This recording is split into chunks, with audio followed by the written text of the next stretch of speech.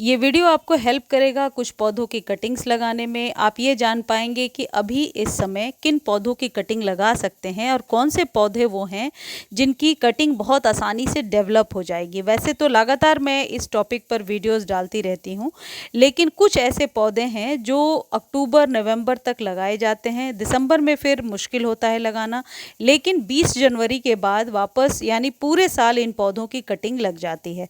और इनमें सबसे पहला जो पौधा है वो है टर्टल वाइन का पौधा।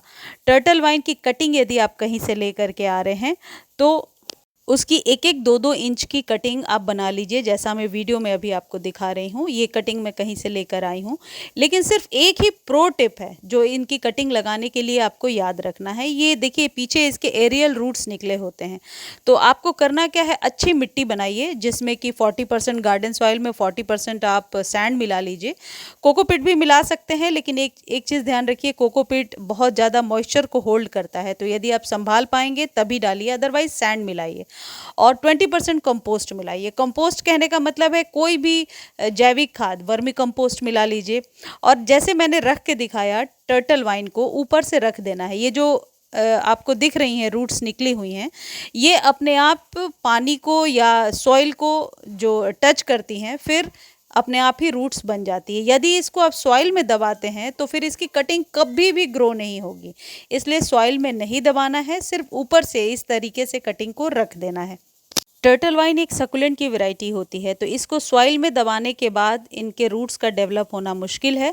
तो आप ऊपर से रखिए और स्प्रे करके पानी दे दीजिए। और मान लीजिए आज पानी दे दिया तो अब 4-5 दिनों तक पानी देने की ज़रूरत नहीं है। इसको सेमी शेड एरिया में रख दीजिए।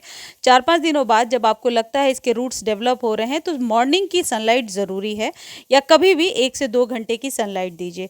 और आप देखिए ये पौधा इतनी जल्दी ग्रो हो जाएगा। और इसी तरीके से आप स्पाइडर प्लांट भी लगा सकते हैं। जैसे ये वो पौधे हैं जो सॉइल के ऊपर रख दिए जाते हैं।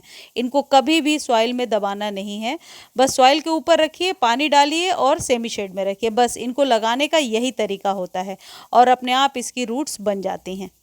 अगला जो पौधा आप देख रहे हैं ये मनी प्लांट की ही एक वैरायटी है। ये ब्राज़ीलियन मनी प्लांट के नाम से आपको नर्सरी पर मिलेगा। फाइलोडेंड्रॉन, ब्राज़ीलियन फाइलोडेंड्रॉन के नाम से भी मिल जाता है, लेकिन आप देखेंगे तो ये मनी प्लांट की एक वैरायटी है और इसे कटिंग से सर्दियों में ही ग्रो किया जाता है। ये मुझे कुछ साल पहले मालूम चला, जब मनी प्लांट सारे सूख रहे थे सर्दियों में और सिर्फ ये एक मनी प्लांट बहुत अच्छे से ग्रो हो रहा था। तो नर्सरी वालों ने बताया कि ये नवंबर से लेकर जनवरी तक बहुत ही अच्छी फ्लावरिंग करता है और इन पौधों को धूप की ज़रूरत नहीं है। यदि आप धूप में रखेंगे तो ये पौधा ख़राब हो जाएगा। तो इसको भी वैसे ही लगाना है जैसे मनी प्लांट को लगाते हैं। जैसे ये आप मनी प्लांट देख रहे हैं, इसका नाम मेरे ख्याल से तो मार्बल क्वीन है, मार्बल क्वीन पोथोस। यदि आपको कोई और नाम मालूम है तो आप बता सकते हैं। इसमें जो नीचे से रूट्स निकली होती हैं, जो एरियल रूट्स होती हैं, बस सॉइल के ऊपर आप रखेंगे और ये अपने आप ग्रो हो जाएंगी। सिर्फ ये याद रखिए, यदि आप इसे डेली पानी देंगे तो निश्चित तौर पर ये पौधा खराब हो जाएगा। तो पानी, कम पानी में ये पौधा पनपता है। ज़रूरी नहीं है सारे मनी प्लांट कम पानी में पनपते हैं, लेकिन स्पेशली मैं इस मनी प्लांट की बात आपको बता रही हूँ कि पानी कम डालना है। कटिंग को सॉइल के ऊपर रखिए, एक बार स्प्रे कीजिए और फिर छोड़ दीजिए। और सेमी शेड में रखना है, धूप में ये पौधा जलने लगेगा। सर्दियों में जब बहुत तेज़ सर्दी होगी तो आप इसे लगा सकते हैं, धूप में रख सकते हैं। अगला है ये सॉन्ग ऑफ इंडिया, बहुत अच्छे से अभी ग्रो हो जाएगा। कोई भी एक कटिंग लीजिए, सिर्फ ये याद रखिए कि ऊपर से कटिंग नहीं लेना है। ऐसा ना हो कि ऊपरी हिस्सा 1 इंच ले लिया, वो कभी ग्रो नहीं होगा। कटिंग थोड़ी नीचे से लेनी है आपको, जो कम से कम स्टेम 5-6 महीने पुरानी हो। कभी भी कहीं से कटिंग ला रहे हैं तो इस वाले फॉर्मूला को याद रखें कि स्टेम का थोड़ा ओल्ड होना ज़रूरी होता है, क्योंकि न्यू स्टेम्स के जो होते हैं हार्मोन ज़्यादा डेवलप नहीं होते हैं, तो उनको सॉइल में दबाने के बाद वो पौधा सूखने लगता है। थोड़ी पुरानी स्टेम होगी तो उसको जब आप सॉइल में दबा देंगे, वेल ड्रेन सॉइल में, वो बहुत आसानी से ग्रो होता रहेगा। अगला है ये डेविल्स बैकबोन, इसकी भी कटिंग लग जाएगी। बस ये वाला फार्मूला याद रखिए कि पुरानी स्टेम को अपने ही किसी गमले से कट कीजिए। और ये जितने भी मैं आपको पौधे बता रही हूँ, इन सब का रख रखाव एक जैसा है। किसी को धूप नहीं देना है, बार बार चेक नहीं करना है सॉइल से निकाल कर, एक बार सॉइल में लगाकर एक जगह रख देना है। बार बार यदि आप जगह को, प्लेस को चेंज करेंगे तो ये पौधे खराब हो जाएंगे। तो किसी एक जगह का पहले चुनाव कीजिए, उस जगह पे रखिए, वीक में एक बार पानी दीजिए। और खाद इनके लिए जैविक खाद ही बेस्ट होता है। एक बार दे दिया तो 2-3 महीने तक खाद देने की ज़रूरत नहीं होती है। ये जो ग्रीन लीफी प्लांट हैं, ये हमेशा ओवर वाटर से ही मरते हैं या ओवर वाटर से इनमें फंगस लगने लगता है। इस पौधे को अभी आप आसानी से नर्सरी से लेकर लगा सकते हैं, 50 से 100 रुपए में आपको मिल जाएगा। अगला जो पौधा है जिसकी कटिंग अभी से लेकर मार्च अप्रैल तक बहुत आसानी से लगेगी, वो है कोलियस।